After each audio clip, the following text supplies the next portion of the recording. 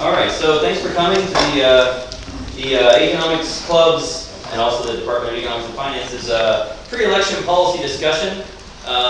We're going to discuss the policies of the presidential candidates. We're going to start off actually with a brief presentation from the Weatherford Chair of Finance, Bill Ford. I would tell you more about his qualifications, but we'd be here for a while. So let's just say he's a distinguished economist and valued member of the economics department. He's going to briefly go over the current macroeconomic situation. This will be about 5 to 7 minutes of presentation, and then we're going to get into the questions and answers from our panel. So, Bill, would you like to come up? Right. Can everybody hear me in the back? Okay, good. I should mention, I go around the country doing economic forecasts, and I often get introduced with insults to economists. And one of my favorites is economic forecasters are like cross-eyed javelin throwers. You don't always hit the target, but you better watch. Okay? So I'm going to give you a very quick update, sort of as background to this discussion of where the economy actually is. And basically, I'm just going to use a tiny handful of slides. Here's a summary. As you students, I assume, know that we measure recessions by changes in the gross domestic product. And the recession that a lot of people think is still going on actually ended in June of 2009. Started in December of 2007, ended in June of 2009, and we're now in year 4 of an economic recovery. Since June of 2009, we're 3 years and 3 months into a recovery. Everybody got that? Fact number 1. I expect if the Congress ever stops acting silly, and we want to be clear, we have agreed not to give any partisan pitches here. We just want to get the facts out and answer any questions you have, okay? My own forecast is that if the Congress gets its act together and the economy moves along a reasonable path, we should see the GDP grow by about 2.3 and 2.9% in the next 2 years compared to less than 2% in the last year. In other words, I'm looking for a pickup, provided that we don't fall off something you've heard about called the fiscal cliff, and I'm going to show you a picture of that so you know when you hear reporters talking about it what the hell they're actually talking about, okay? The fiscal cliff would involve a huge increase in federal taxes that automatically occurs on the 1st of January and some draconian cuts in federal spending, especially discretionary spending. That means not on Medicare and Social Security, but on things like defense and so on. Under that scenario, if the Congress doesn't get its act together, then you're going to have a recession, a serious recession, and I don't think even this Congress is going to be that foolish. It'll be a lame duck Congress that'll have to deal with it, because after the election, a few days from now, the same people will be there in both parties until after the president's inaugurated in the first end of the first week in January. The Congress reconvenes on January 3rd. So current data show that the economy's basics, industrial output, capacity utilization is improving, okay? And I'll show you just a couple of quick numbers here. Assuming the fiscal cliff is avoided, the unemployment rate will probably continue to decline moderately from the current level of 7.8%. To put that in perspective, we have a labor force of over 150 million people. 8% is about 12 million unemployed. Under President Clinton, we got as low as 4%, which would be about 6 million unemployed. So we have about twice as many people unemployed as we would have if the economy were up and humming beautifully, which it's not, all right? The Federal Reserve is working hard to try to promote economic growth by keeping interest rates at a level that kills your parents' and your grandparents' life savings. They have all the interest rates below 3%, and short-term rates, which people get on their savings account, are essentially zero. This has caused a reduction of about $400 billion in interest income for elderly people by holding rates down. They're doing that to try to promote borrowing by homeowners and turn the economy around that way. Fiscal policy depends heavily on the outcome of the election. Here's a few quick slides to show you the real GDP growth. This is what happened in 2008. It grew, and then when President Obama took office, he got clobbered with this, which you've heard a lot about.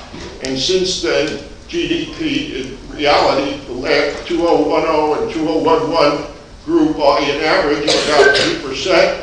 And for the last quarter, it grew by less than 2% for the last 3 months that we got data. So far, year to date, 2.2. We're looking for it to pick up a little in both of the coming years, okay? That's pretty much in line with what most of my colleagues who are professional business forecasters put out. Here's the picture of what you have to understand. Here's the GDP forecast of 2.2% for this year, which is already 3/4 over. A little more next year, a little more the next year, if they don't do the fiscal cliff. Consumer spending, which was, notice all the stuff that was negative when President Obama took office. GDP down, consumer spending down, business spending down, productivity growth weak.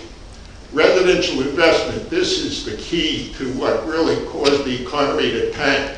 The housing sector was just horrible for 3 years in a row.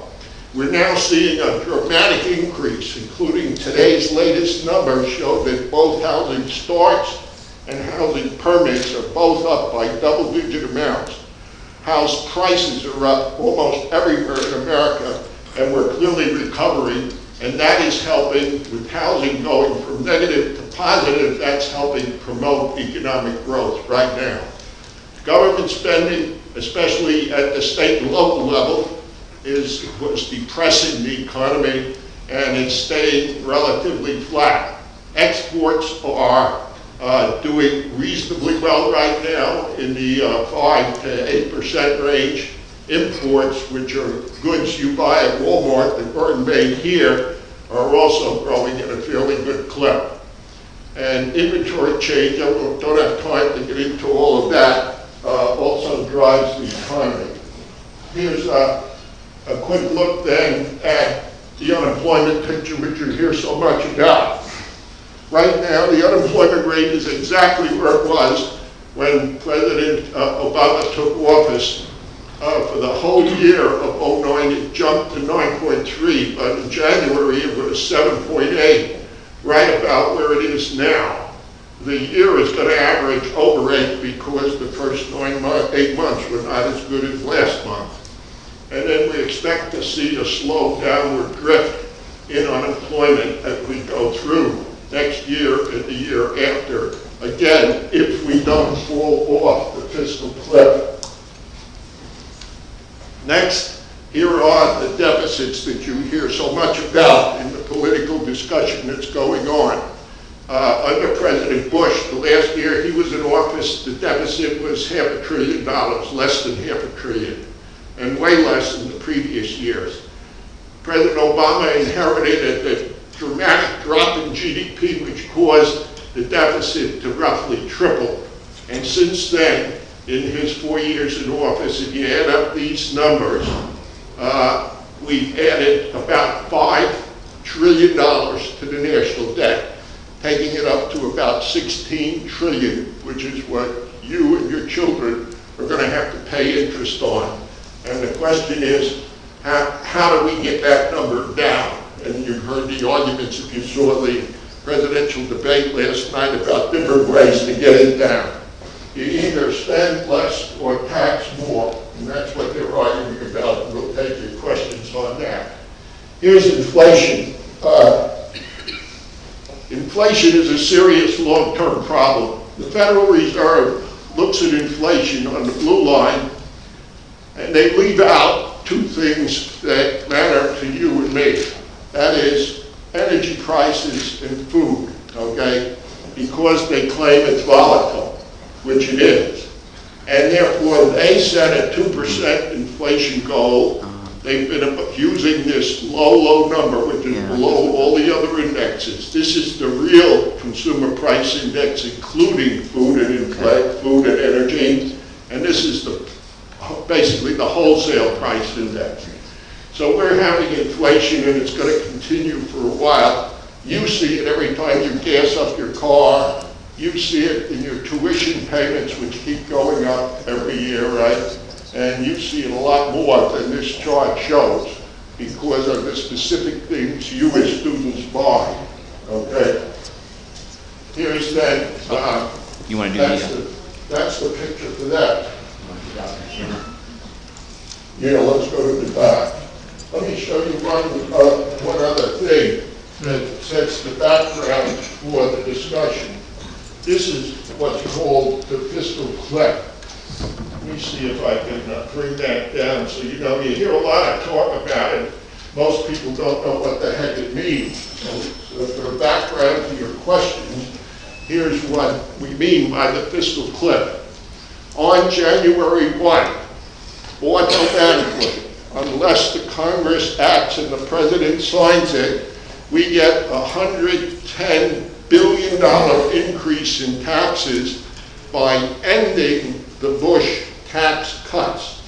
Now let's get it straight. Ending tax cuts is exactly the same thing as saying increasing taxes. If you take a cut away, you're increasing taxes by $110 billion.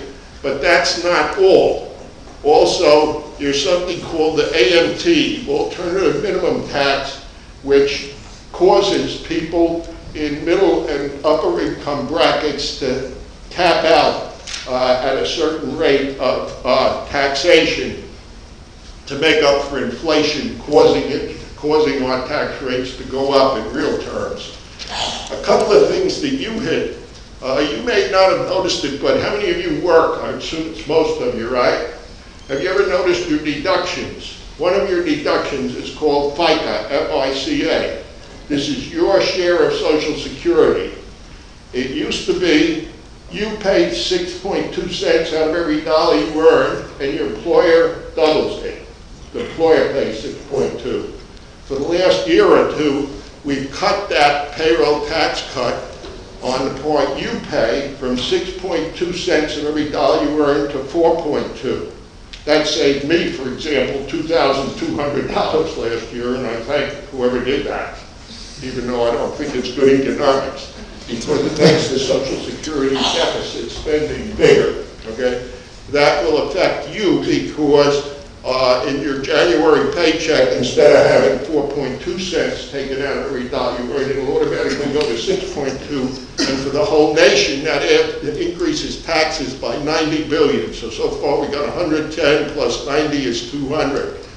Healthcare taxes from the Obama health program, which forced young people to pay taxes. Remember, you read about the Congress, the Supreme Court saying that the implied forced health care insurance for younger people who don't have it now. The Supreme Court said that's a tax. Obama said it's not, but legally it's a tax. And that tax is going to cost $25 billion to some of you people in this room. So when you add all this up, we're looking at a $380 billion automatic tax increase starting January 1st. That's half of the fiscal cliff. The other part of it is automatic spending cuts, which Congress imposed on itself to try to force them to get their act together. And those automatic spending cuts involve $30 billion in defense cuts, which will automatically begin on January 1st. It involves expiration of unemployment benefits federally paid, and lower Medicare payments go away, Medicare cuts go away, and so on. So what you're looking at when you combine these two things, 380 billion of more taxes and 100 billion of less spending, that amounts to 480 billion of depression on the economy in a $15.5 trillion economy. And this is what we mean by the fiscal cliff. If these two things are allowed to happen on January 1st, we go into a recession for sure. And every economist I know agrees with that. What we disagree about is what to do about it and how to avoid it. Basically, the Obama administration and the Democrats are saying we got to get at it by increasing taxes on the rich, okay, but not on everybody, okay? And you heard last night in the debates, if you were watching them, that the Republicans are saying reduce tax rates on everybody, including the rich, but close loopholes in order to keep from losing too much tax income, okay? So that then is the promised short introduction. I hope the function of this has been to set the stage for you to ask questions about what's going on. This is what the election is about, how to avoid the fiscal cliff, what to do about taxes, and what to do about spending. And the four of us, five, counting our moderator, are here to take your questions. We have experts, my colleagues here, who are experts on macro and microeconomics. I'm a financial economist and a forecaster, and between us, we hope we can answer any questions you may have. So let me turn it back to the moderator. All right, so You had to put the lights on us. what's that? You had to put the lights on us. Yes, that's right. We are now under the spotlight. So let me introduce everybody. And actually, our real moderator is going to be Greg Cordino. Did I pronounce your last name correctly? Yes. Fantastic. Let me introduce everybody. We have Bram Gallagher and Karen Mulligan, of course, Bill Ford, Todd Gable, and I'm Mike Hammock. And Greg here is the president of the Economics Club. The way we're going to proceed from here is Greg has some questions that we took from members of the club. And he's going to start with a question that frames the discussion, and then you're welcome to ask additional follow-up questions if you like. And once we sort of finish up a topic, we're going to move on to another framing question, and then again you can ask your follow-up questions, and we'll move through the material in that manner. So I guess we should. I guess I should also mention that really the only one of us with any macroeconomic expertise is Bill here. The rest of us are microeconomists for the most part. We'll defer to Bill on issues of macro. All right, Greg. All right, so my first question for the panel is, on September 13th, Ben Bernanke announced a policy that is being called Quantitative Easing 3, or QE3. Some economists like Scott Sumner and Michael Woodford have been pushing for something like this for the past few years. Can you briefly explain what it is, and will it reduce unemployment? Sure. Yeah, I would use that Which one are we using? This one? Okay. Yes, those of you who have had the economics courses that I think you've all had know that the Federal Reserve is run by 19 people, including 12 presidents of the 12 Federal Reserve banks. I used to be president of one of them in Atlanta under Chairman Volcker back in the Reagan years, plus 7 appointed members of the Board of Governors who are appointed by the President and confirmed by the Senate. And that board is now full, and Ben Bernanke is the chairman. All of them have a 14-year term. It's sort of like being appointed to the Supreme Court.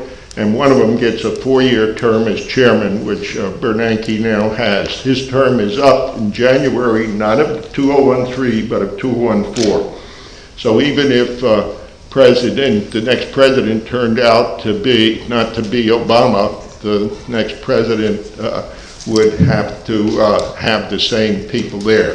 Now what they're trying to do is to promote the economy's growth by keeping interest rates for borrowers extremely low. And they now have interest rates across the board, from overnight borrowing by banks borrowing from each other, called Fed funds borrowing, all the way out to 30-year home loans rates that the best borrowers pay are below 3%, which is approximately equal to the rate of inflation. So if any of you have money in a savings account, you are now getting negative interest rate as a saver. If you have a 1-year CD, you're getting less than 1%, and the rate of inflation last year was 3%. So they're penalizing savers in the hope that by keeping interest rates low for a long time and flooding the market with money, which is what they're doing, they're hoping to promote borrowing especially by homeowners, which is, we're seeing the housing sector turn around.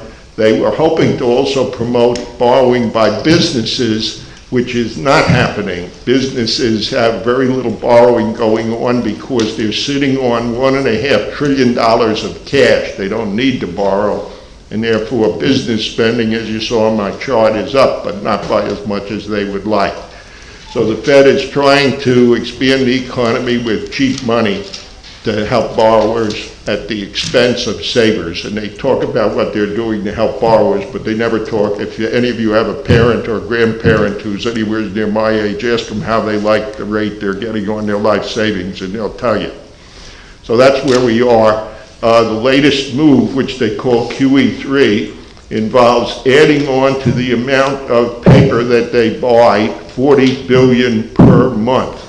The Federal Reserve has made its own balance sheet go from $900 billion at the end of '07 to $3 trillion a week ago, and they're going to keep making their own balance sheet bigger by buying government debt, which keeps the rates down.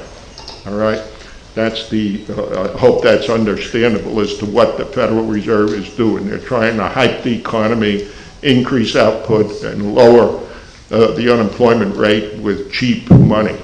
The danger is, there's a tremendous danger that the amount of cheap money they're creating could cause another inflation like we had that ruined Jimmy Carter in 1980 when he lost to Ronald Reagan after his first term, when we had double-digit inflation and double-digit unemployment.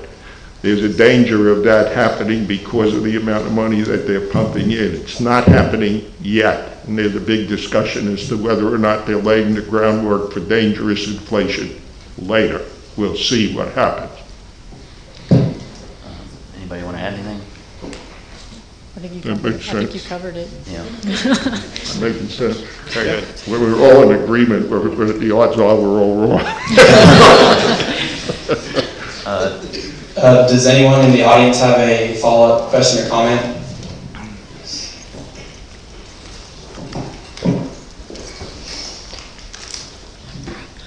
Do you think that the Keynesian economic theory of fixing inflation with more inflation, do you think that doesn't that destroy our national defense, since like the majority, since 1971, since the end of the Bretton Woods standard, the world economies have been basically based off of fiat reserve currency as the dollar? Wouldn't this, if you were another country, wouldn't you want to get off the U.S. dollar, try to trade your, like if you're a Middle Eastern country, trade your oil in something other than the U.S. dollar because of this Federal Reserve's actions, which I don't know why they call it quantitative easing, it's really debasing your currency, devaluing currency. Wouldn't this, I mean, is this not a bigger threat to our national security, and it doesn't really help fixing inflation with more inflation? I just want to know your comments on that. The goal of quantitative easing, I think, is not to fix inflation, but to encourage employment. And at the moment, inflation, although perhaps up a bit, is still relatively low. So I don't think we're in a situation that endangers national security. The dollar is still the world's reserve currency. It's a fiat currency, but it is still, for the moment, the world's reserve currency. If we see a world where inflation jumps significantly above the 3%-ish, 2%-ish that it tends to be at in the U.S., if it goes up to 10, 15, 20%, then I think, yes, there will be reason for concern. I'm not so concerned about the petrodollar theory, that is the idea that the fact that oil is traded in dollars is good for the U.S. I'm not sure that matters all that much. However, for a variety of reasons, high inflation is bad. It's harmful. It's harmful for economic growth. It's harmful for investment, especially if it's unexpected or unstable. So I do think it would be a bad idea to significantly increase the rate of inflation. The question is whether that's going to happen or not. And I'm not sure. We've had two previous rounds of quantitative easing before. That's why this is QE3. We had QE1 and QE2. And if you look at the monetary base, the amount of money produced, it's gone up quite a bit over the past few years, and yet we haven't had much inflation so far. Now that could change. There's a bit of argument in the profession about why we haven't seen a lot of inflation over the past few years. One reason might be the Fed is paying interest on reserves, so banks are just sitting on the cash that they have on reserve at the Fed. Bill, did you want to add anything to that? Does that sound? I can add. Oh, you want to add? Oh, okay, what was it? I was just going to add that I think part of the reason why you don't see what you're suggesting, that people are fleeing to other currencies, because other central banks are kind of doing the same thing. So, not to say this is necessarily a good idea, but I think that's what's depressing this natural inclination to flee to other currencies. I think what you do see happening, however, is certainly people fleeing to like precious metals and these sorts of things. We talked to Bill a little bit early on, and I think I read somewhere that actually if you control for the price of gold, the Dow actually hasn't increased at all in the last 5 years, even though it's actually gone up nominally by like 5,000 points or something. So I think that's more of what investors and so on are doing. Yeah, since you are much younger certainly than I am, I'm your grandpa, right? I know you can't tell, but I'm 76 years old, okay? And I was born during the Great Depression. Inflation, a little bit of inflation when you're young hurts a lot over a lifetime.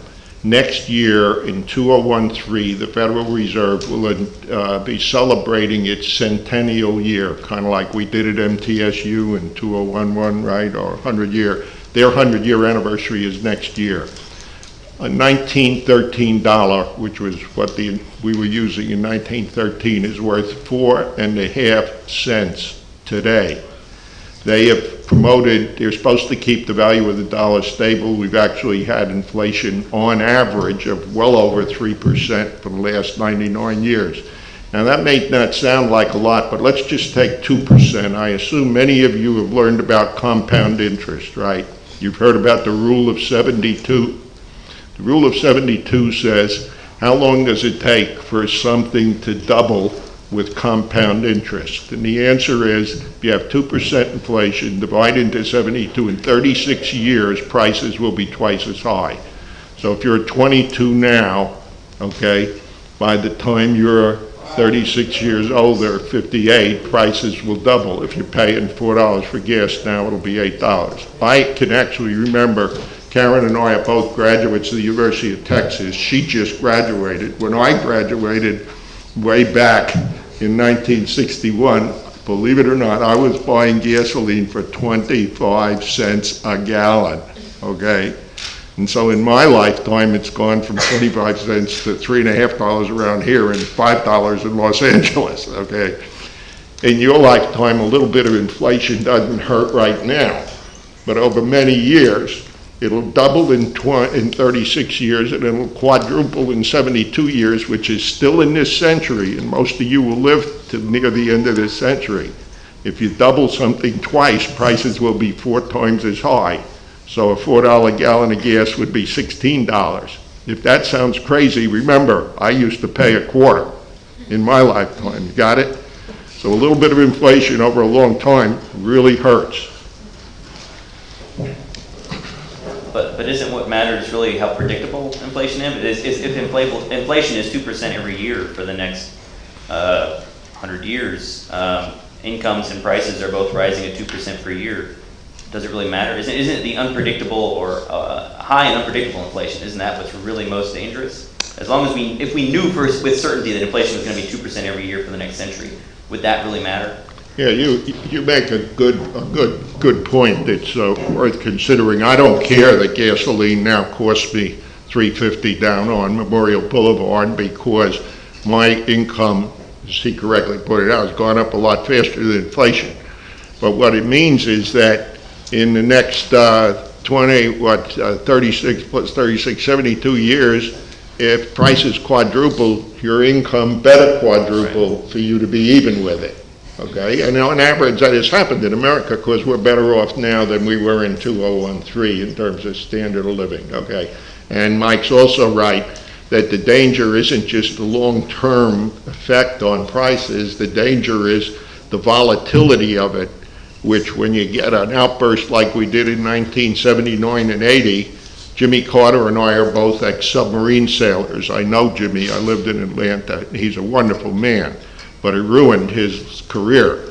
because he went running against Ronald Reagan in 1980 when he had 12% inflation and 12% unemployment at the peak.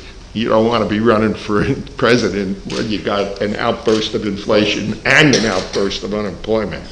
So yeah, it's not just the long-term trend, it's the volatility, and when it gets out of hand, that's what causes governments to change. It causes, for instance, I'm a German. In the 1920s, my grandfather had his life savings ruined 3 times, starting at the end of World War I, also before the turn of the century, and at the end of World War II, due to inflation, okay?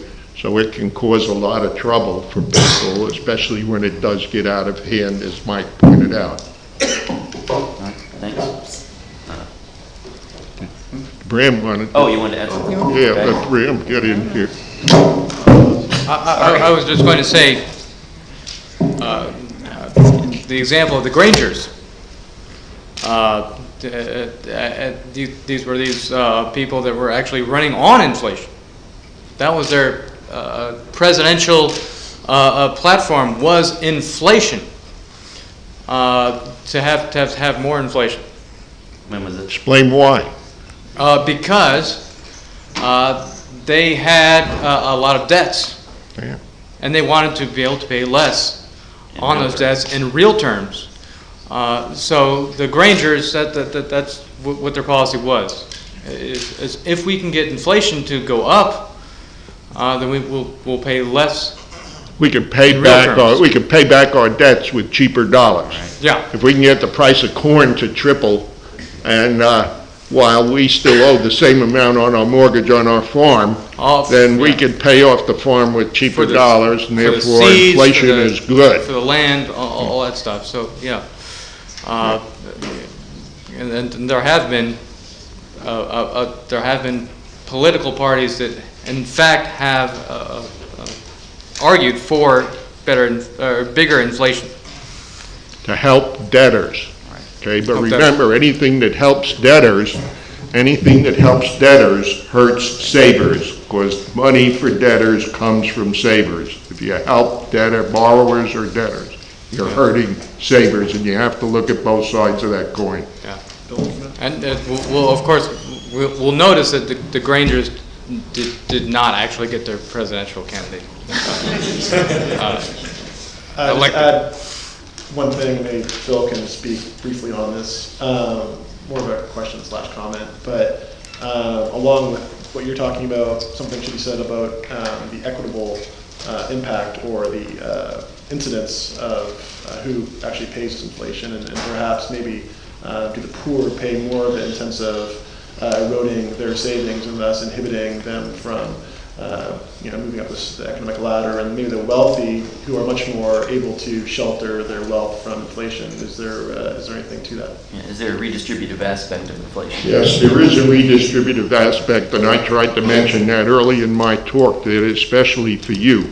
How many of you feel, based on your everyday expenses, your tuition here, your car expense, your food, your rent and stuff like that, that you are feeling more than 2% inflation? Look around the room, you see what we're seeing. That answers the question, because you're not being hit by the whole consumer price index. You're being hit by specific things that are raising the average rate, and if you're buying this stuff that's above the average rate of inflation, then your group is being hurt. And the point he just made is a good one. Poor people have to spend all their money buying things, whereas wealthy people, I don't know, even when my wife has a real good shopping spree, we don't spend half of our income at our age, because we've spent our whole life saving. We've paid off our house, we've paid off our cars. Well, it doesn't hurt us as much as it hurts you, and that's not fair in a way, if that's the point you were making, right? Yeah. All right, that was good, thank you. Now I'm going to move on to the next question for the panel. Romney argues that he can lower top marginal tax rates, not raise anyone else's taxes, by cutting deductions, and not increase the deficit. Please comment.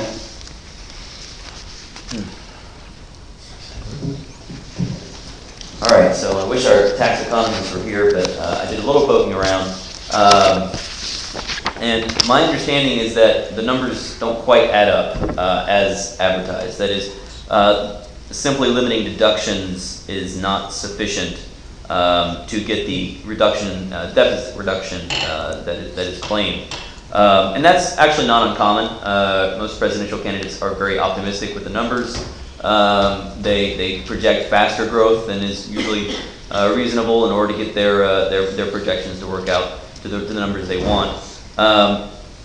So my understanding is that it is, as proposed, the eliminations of reductions or limits on deductions combined with the cuts in tax rates, something like a 20% cut in marginal tax rates, will not actually provide, along with spending cuts of an unspecified form, will probably not add up to the advertised amounts, which is not to say that they wouldn't help reduce the deficit. It's just probably not by the amount that is claimed. It wouldn't be revenue neutral as proposed, which means that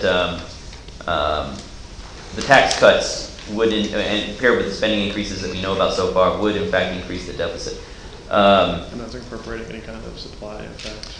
I don't know if that's a dynamic estimate or not, right? So, yeah, you might want to explain that. Yeah.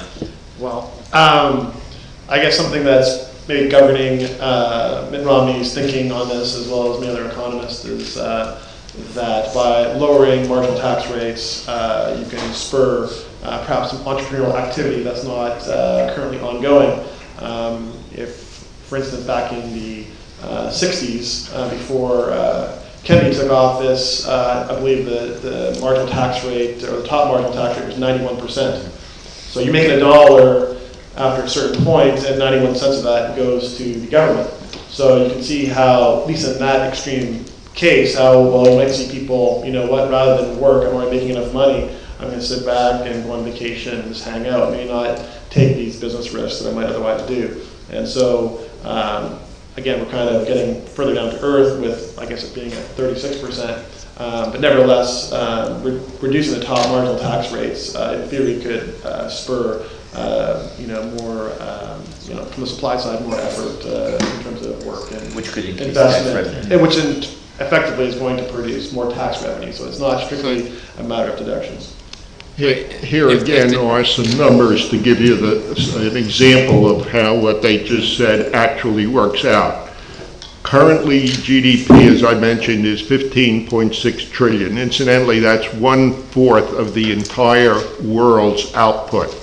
Gross world product, which is everybody's GDP added up, is about 60 trillion, and we produce 15 of it, with 4.5% of the world's population producing 25% of the world's output. So we're a tremendously powerful and rich nation, but growth matters. Here's how it matters.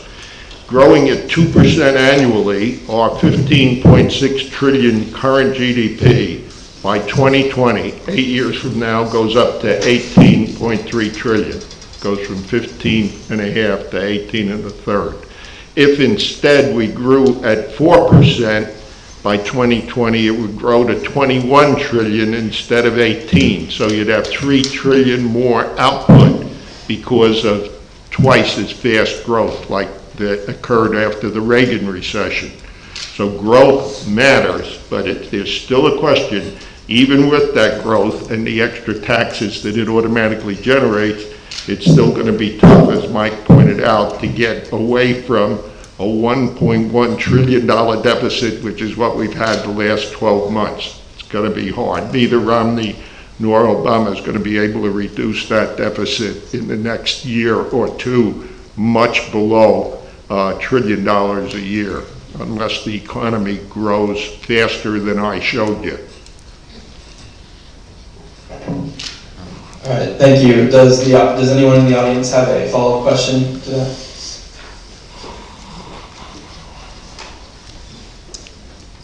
Thank you. I'd like to ask one terse question related to the price of money. Whenever you keep interest rates artificially low, don't you create artificial demand? With that artificial demand, aren't you creating another bubble like that we saw during the housing crisis? Do you hear me correctly? I'm sorry.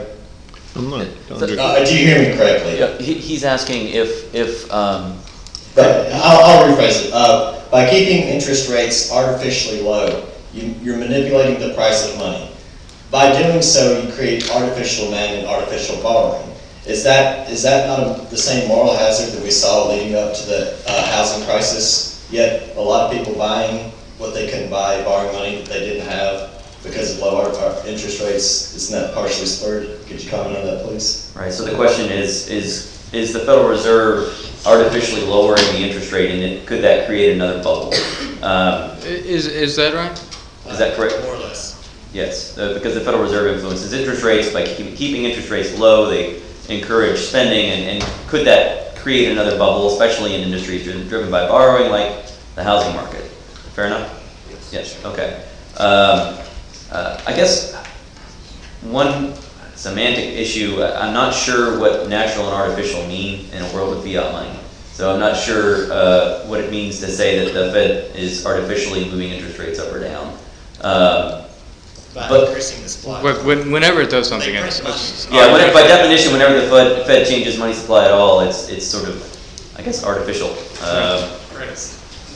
Create credit out of thin air. Okay. Well, that's the way fractional reserve banking works, I guess. But as to the question of whether it would inflate another housing bubble, I don't know. My understanding is we don't really have economists don't have a good understanding of exactly what creates bubbles. They are by nature unpredictable, right? If we understood, oh yes, this is going to create a bubble, then people would figure out that, oh, this is a bubble, and they wouldn't participate in it, right? That's the frustrating part about bubbles, is they are by nature unpredictable, and you can only detect them in hindsight. Do you see how Fannie and Freddie though, contributed to the housing? Right. So Fannie and Freddie, he's asking how did Fannie and Freddie contribute to the housing bubble? So yes, that's part of it, although that's not monetary policy, right? But yes, there are all sorts of things that contribute to people overspending on housing, or if there are other famous examples, the Dutch tulip bubble being the first famous bubble, right? And in hindsight, it seems always obvious. Oh, we did these things, and that creates a bubble. But before the fact, it's hard to know. I don't know. Maybe people are now more skeptical about housing. Maybe there won't be another bubble, or maybe, as Bill pointed out, housing is recovering. Maybe that's the start of another housing bubble. I actually want to hear what Bill has to say about that. Could I add one more thing? Do you Sure, see go ahead. Inflation and education prices? And Let's come back to that. That's a good question. Education is, is, do you see yeah. a correlation between whenever the government stimulates a certain section of the economy with money, you create a bubble like they did with Fannie and Freddie. They created artificial demand in a housing bubble. In the same way, education prices are rising because. Okay. Let's come back to that. The education question is a really good one. That's a really good question. Yeah, but we would like to come back to that. Let me just add one thing about the housing bubble, and you mentioned Fannie and Freddie. The housing bubble that we had, which exploded in 2008, we had a huge increase in house prices over a long period of time, and it wasn't just caused by low interest rates. I used to also run very large banks. I ran First Nationwide Bank of California, which had offices from Miami to Hilo in Hawaii, okay, and everywhere in between. And the problem was, after I left the banking industry, they started lowering the down payments, so that one of the things that caused the housing bubble wasn't the interest rates you had to pay, was that you didn't need a down payment. You could buy a house. We had this idea, which sounds great, that every American deserves a house. Now that's a really dangerous thing to say, because of the fact that if you don't have a job and you don't have enough income to pay principal, interest, taxes, insurance, and utilities on a house, you shouldn't have a house, even though it would be nice. And what happened during the 70s and 80s was that we allowed people to buy houses with smaller and smaller down payments, with lousy credit, low credit scores, and put them in houses that were too big for them to afford. And then when they started not making their payments, we then got a flood of foreclosures, which we're still going through, okay, which was basically the bubble blowing up and the houses falling out the bottom of the bubble. Yes, sir. So there's a lot to the bubble, more than just interest rates. It's also underwriting standards of how hard is it to get a loan, and they're now tougher on that. Yes, sir. Yes. They're much tougher now than they were. They're going back to saying, you better have a down payment, you better have a job, which is the way you should do it, as I see it. Does that answer your question? Partially, but I think that at the base of the question is, from whom is the money being borrowed? Is it who is creating the money? Well, the Fed is creating the money. Right, The money right. So supply the is banks controlled are able to by lend the out Fed. money that they previously would not have been able to lend out, correct? Yeah, the Fed controls the money supply. The Right. two major elements of the money supply are currency, which is currently about $1 trillion, Yes, sir. but that's only less than half of it. Most of it is check money, and if you've had money in banking, if not, we can't give you the whole course right now, or to take up the rest of our hour. The Fed controls the amount of money that's available, and they're exploding it right now. Yes, sir. Would the loans made during the building up of the bubble, though, would they have been able to be made without government credit, without government? Well, we should see a turnaround in housing, and we're seeing it. More and more people are, how many of you have seen your rent go up in the last year or two? Rent going up. Look, hold your hands way up, look around the room. You see what you were seeing right in this room? That's happening nationwide. People's rents are going through the roof. Now think about what that does. That says, hey, if my landlord is upping my rent by 10% every year, it gets to the point where maybe I ought to go buy one of those foreclosed houses. You see how those things play together. That's just to cover that.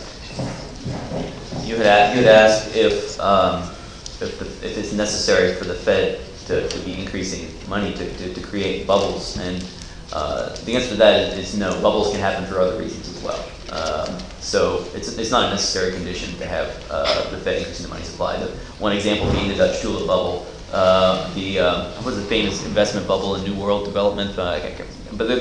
Here's a famous bubble, the Beanie Baby bubble. You remember that? Right, the Beanie Baby bubble, that was not spurred by a Federal Reserve policy, right? Sometimes people just irrationally decide this thing is great, let's buy lots of it. And the price goes up and then the bubble bursts. So there are a variety of reasons why bubbles can happen. It could be the Federal Reserve, the policy is one contributing factor. Yes. To do So so. we can maybe talk about this. Afterward, we need to move on to non-monetary policy questions. But I would say that I believe that one of the rationales for central banking was to avoid booms and busts. And so it's a fair point that despite its existence, it's still continuing. So one of their objectives, at least in 1913 or whatever it was, that hasn't really been fulfilled. So I want to leave it there. That's a fair point. All right, thank you. Our next question is, Romney has vowed that he will repeal the Affordable Care Act if he takes office. Why would he want to do that? There we go. All right. Oh, here we go. We got an expert want- on me it. the mic? Pass this over. This is Karen Mulligan has just gotten her PhD from the University of Texas, and she's a real expert on healthcare matters. Thanks, Bill. All right. So I think it makes sense to actually touch on the main points of what the Affordable Care Act actually is. So for those of you who aren't familiar with that term, you might have heard it called Obamacare. And the main points, it's not that it's giving everyone free health care.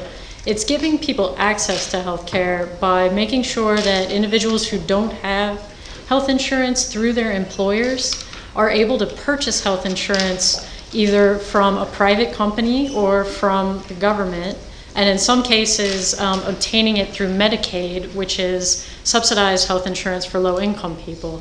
So you can't be confused with access to care to actually obtaining the care. So we're going to give everyone access to care, but it's still up to people to go and get the care themselves.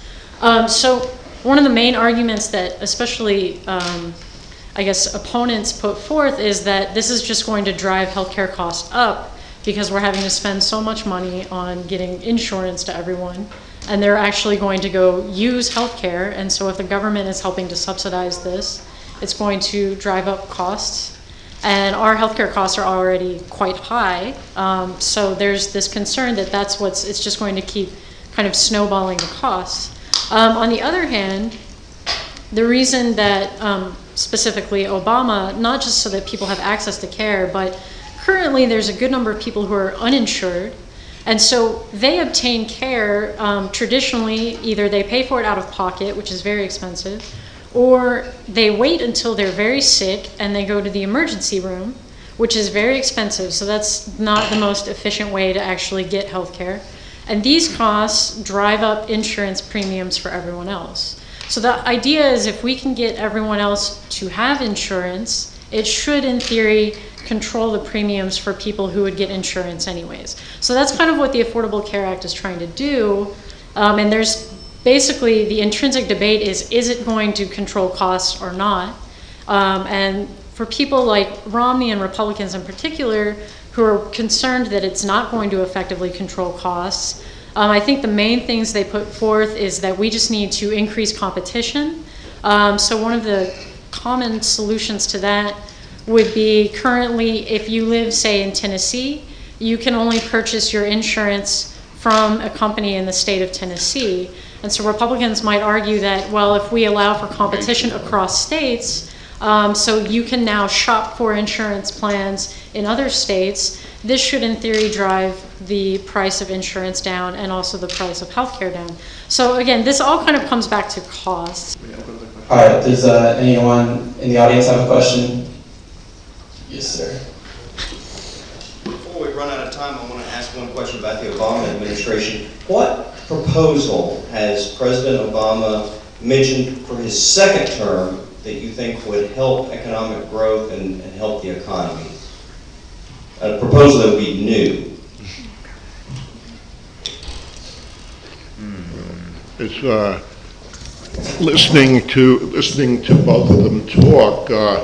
Basically, President Obama, if I understand his policy correctly, is to say we need to stimulate spending more, mainly through government programs, by raising taxes mainly on rich people. That's what I hear him and read about him saying. And the idea is you can, if it's hard to argue with the fact that maybe we need more roads, which are public expenditures, more bridges, which are public expenditures, more public education as opposed to private education, and so on. And he wants to do all that mainly by raising taxes on a tiny percent of the population without raising it on most of the people.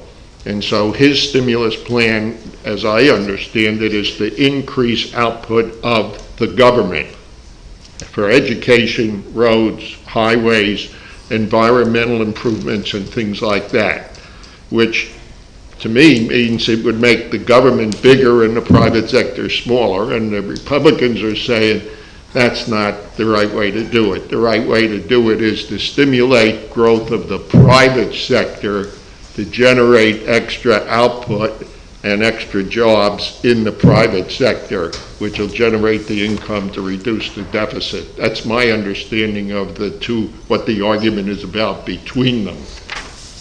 Does that make sense to the rest of you? Yes. Yes. I don't know if that's new, but... Yeah. I'm trying to think of a specific proposal from either candidate that gets me really excited.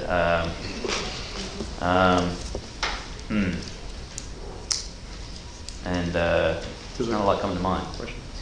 I do have a question. Most of the projects that the government is doing, they contract private companies for them. So doesn't that kind of cushion that government power and gives it back to the private sector? So Good, yeah, good point. Yep. Yes. So yes, that does have that result to some extent. There's still the question of the initial allocation of resources. That is, if the government is choosing to spend money to build a road, right, then that means those resources that are building that road are not building something else. So then the question becomes, is the government going to choose the right allocation of resources? Is building the road the right thing to do? And if that money had instead been allowed to have been spent by someone in the private sector, would it have been spent on something more important? Right? So the question is always, what is the most important use of resources? And is the government going to be allocating resources to that important use? Now, it may be the case, it is often the case that it's better for the government, for whatever it decides to do, to contract with the private sector to do it. And you're right. It's not as though when the government spends money, it just disappears. Or when the government produces a good, that good is not available for anyone. The question, I think, is how do we want to allocate resources? And is the government allocating them to their first and highest use? Does that make sense? Anybody want to comment on that? Yeah. As you mentioned, it's partly true. It's a good point you made. If they're building a bridge, they're going to hire private companies to do it. But if they're putting it into something that we'd love to have them put it into MTSU. And they're not hiring private companies, they're hiring more professors at MTSU or more school teachers in public schools. And that's not private enterprise, okay? So it is a mixed bag, but the big question is what is the most efficient use of resources? Let me give you some examples that amuse me. I'm from New York, and I like to go hiking. Any of you live somewhere near McMinnville or Woodbury?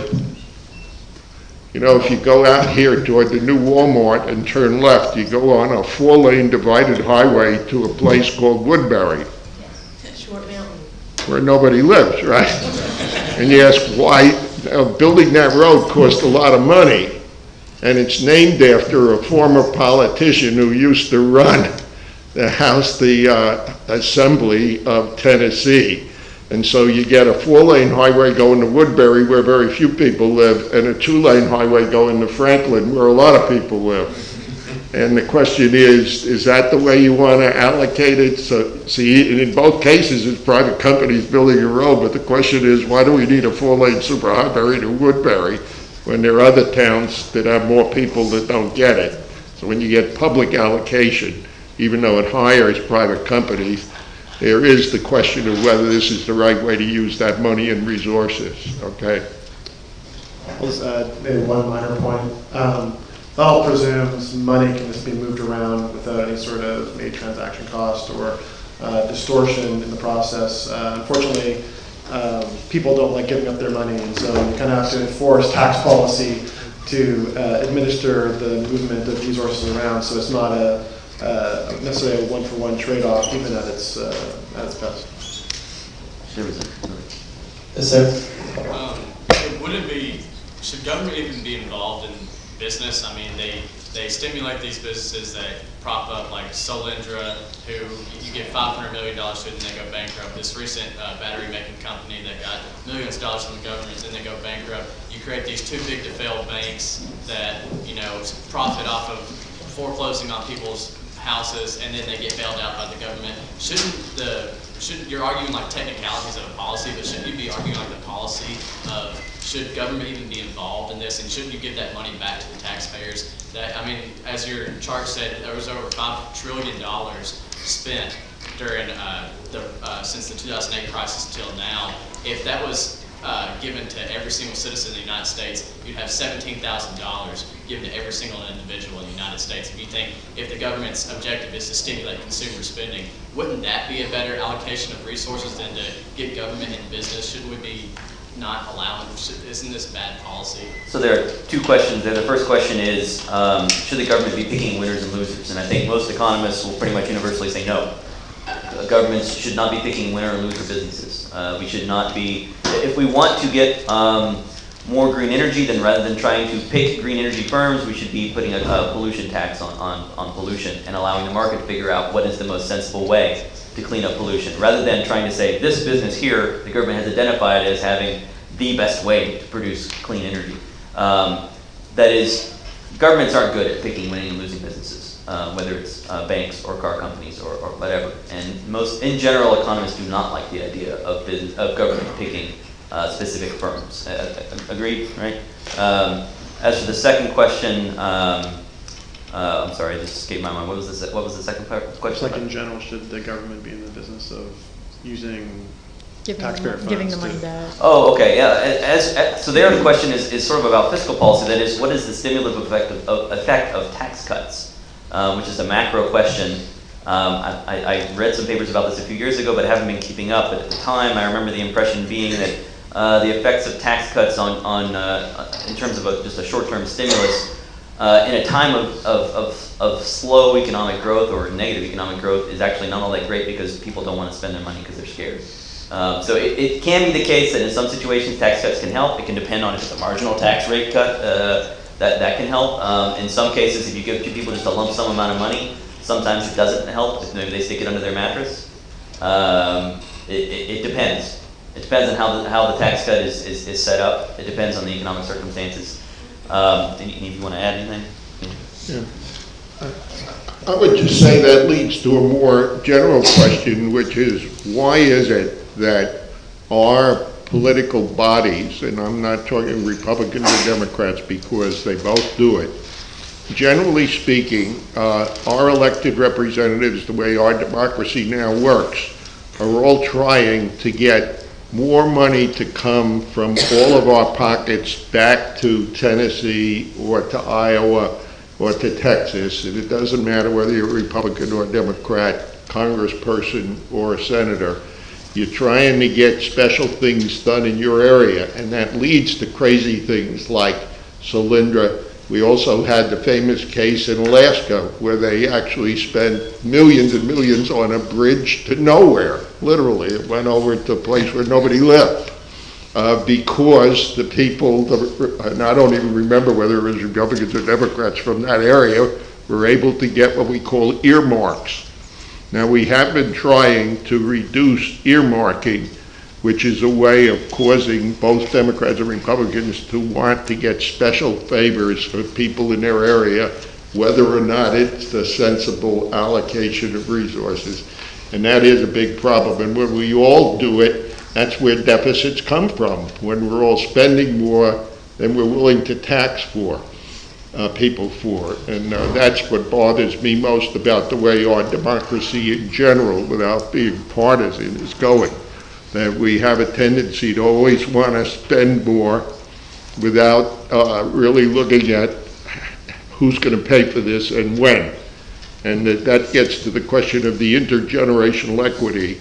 I worry about what happens to my children and grandchildren when the deficit goes up by $5 trillion in 4 years. That's going to put a burden on people in this room and your children after I'm dead. And so you also have the intergenerational fairness question. When you spend more than you're willing to tax somebody for, be it rich, poor, or middle-income people, then you're loading it onto your next generation through deficits, and to me that's unfair, regardless of who does it. All right, thank you. We probably have time for one more topic. Obama ran a campaign ad touting the administration's trade policy, keeping out Chinese tires, claiming to have saved American jobs. It also criticized Romney, who argued that tariffs should not have been raised against the imported Chinese tires. Should the government erect trade barriers against foreign goods and services? I think we can all answer the same way, right? Yeah. Yeah. There's this. The answer is no. The answer is no. No. There is 97% agreement among economists. This is one of those. It's the old joke, right? If you lay all economists from end to end, they still won't reach a conclusion, right? But that is not the case when it comes to trade. When you survey economists on trade, there's something like 97% agreement that trade barriers erected against foreign goods, like tariffs against Chinese goods, are actually harmful to the U.S. That in general, it makes us poor if we keep out imports of foreign goods. That is, the fact that Americans pay higher prices for tires is only part of it. The other part is that we waste a lot of resources making tires, and we could be using those resources making something else that we're better at making. If you've taken Econ 2410 or 2420, you probably spent a good deal of time talking about why economists are so pro-trade, right? And the same argument applies between states as well, right? If you don't like tires from China, then you must also not like software from California, right? Because it must destroy Tennessee jobs, right? It's the same argument.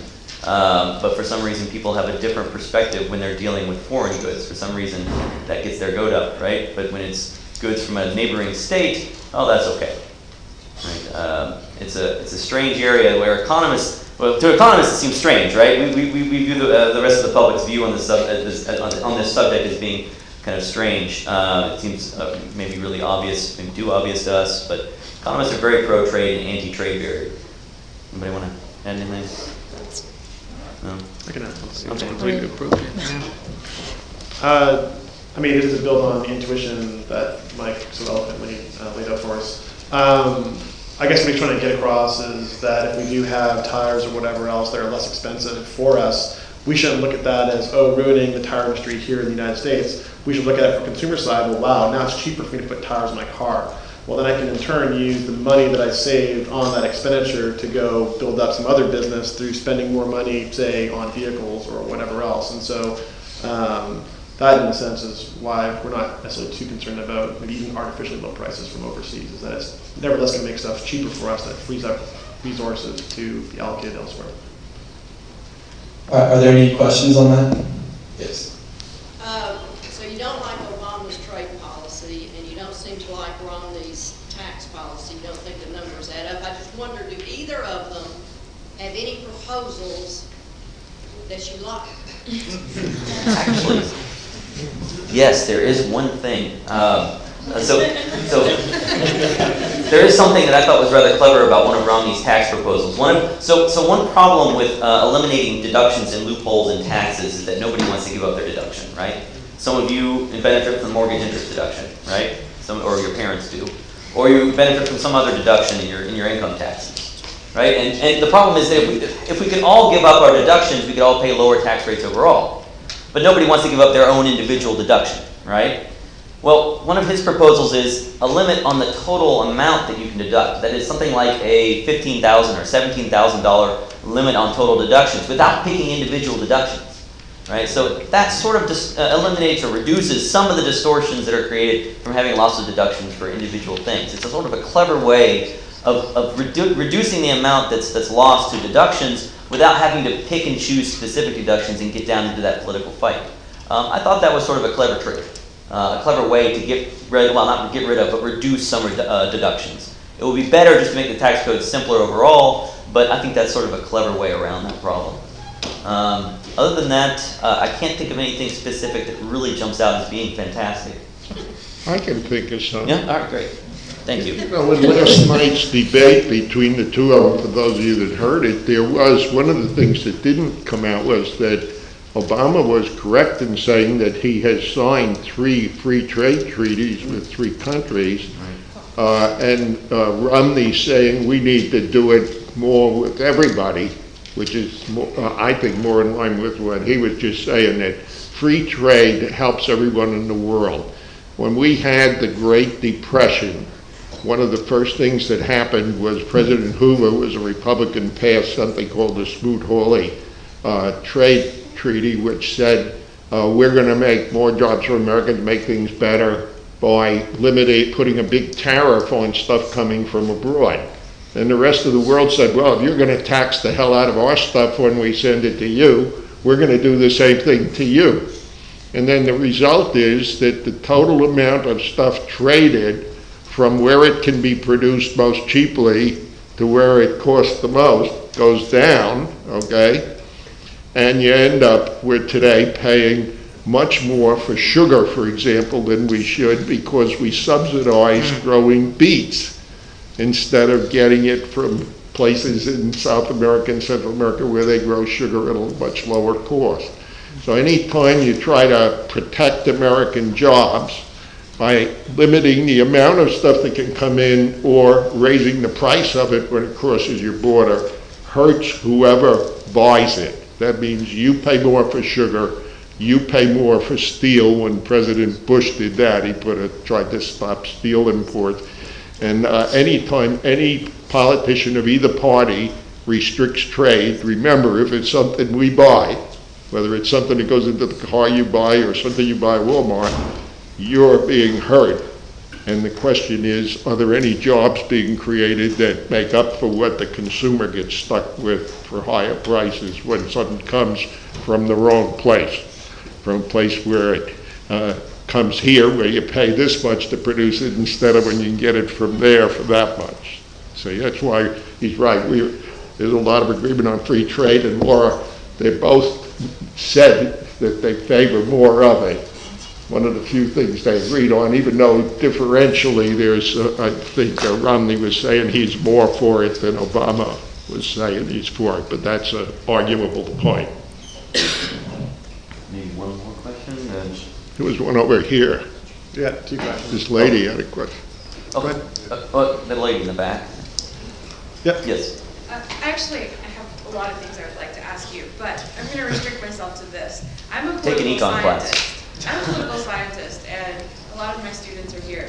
And I would just like to hear an economist's perspective about how much the president can actually control the economy. And in what Great specific question. ways he can. Great question. I actually should have started with this, but then maybe you would have all left if I had said the answer to that. The answer is not much. I mean, the influence of the president by himself is very little. I mean, he can make all sorts, or she can make all sorts of different proposals, right? But the president can't push them through on their own. They've got to get Congress to go along, so their influence is diluted by that. And even if they can get a lot of people in Congress to go along, big changes just don't happen often. It's hard to make big changes. So presidents can matter, but I wouldn't expect the election of one president to make a huge difference over the span of a few years. I would say, Go ahead. I'm sorry. No, go ahead. Go ahead. Go ahead, Bram. I would say one thing the president can do is introduce military action. So wars. That's true, Yes. and that can have a really large effect. That's a good point. And he doesn't need any approval for that, right? He can just, he needs very little approval. Very little approval. Very little approval. I won't say no approval, but the president can do a lot with very little approval. Don't need to have to. Right. He needs. Yeah, I was going to add something really And brief. that's- I mean, I think the degree of like executive orders, I think if I've been paying attention, has gone up astronomically, not just under Obama, but I think also under Bush. So that seems from an outsider's perspective that there's been increasing concentration of power in the office. Another point, and I might get some disagreement here, but I think a lot of economists believe that monetary policy in general is more powerful than fiscal policy. Now, to some degree, the monetary policy follows from the fiscal policy in terms of monetizing debt. But monetary policy affects everyone. It affects the value of the currency. It sends signals throughout the economy in terms of what the presumed borrowing and lending rates are like, and trying to get a signal of these sorts of behavior across the economy. And so when that's distorted or manipulated, that has wide-ranging effects, which kind of speaks to the gentleman's point earlier on. So I would just kind of say broadly, monetary policy is a little more powerful. And yet the president can appoint the sheriff of the Fed. Yeah, I was just going to say that by his appointment power, and not right away, by putting control of the Federal Reserve in the hands of one kind of economist instead of the other kind, he can affect what happens. But the problem is only 2 Fed governors come up every 4 years. They have 14-year terms, which are staggered 2 years, and there are 7 of them. So if nobody resigns, it takes the president a while to change the flavor of the Federal Reserve and their policies. So you're right, as a political science, they don't have immediate impact, but by the appointments they make and the policies they push and the bills they sign or don't sign that are economic bills, they have an effect. Now, I did notice there was a woman over here we've been ignoring. That's okay. You're okay? She always has lots of questions. Yeah, I do. I have lots of questions. 15 to $20,000 you were mentioning that. The limit on deductions. Yeah, the limit on deductions. Is that why? Because I've been watching debates, and Romney and Ryan, neither one really answered, what their deductions were going to be and things of that nature. And Obama's campaign, they're saying, oh, well, you're not answering. Is that why they're not answering? It's because it's basically I don't know. a big amount. I don't know. I think he said 25,000. 25,000? So I've actually seen several different numbers reported from him. Last night, I think the exact quote was something like, a number say something like 25,000 was I think what he said. So the number is not real firm. But so her question is one reason why we're not getting specifics is that his plan doesn't require specifics. It's just sort of a maximum limit on deductions. Maybe. I don't know. To be honest, I shouldn't say this. I haven't watched either of the debates so far. What? I haven't. I'm sorry. How dare you? I know. No vote for you. I read a postmortem afterward, right? I read the summary afterward, but watching them is very difficult for me. It's very frustrating. So, what's that? Yes, well, I don't have any hair to pull out, so. But if I had hair, I would pull it out. Any other questions? All right, I think that's all the questions we have time for tonight. Thank you guys for doing this, and thank you guys for being here.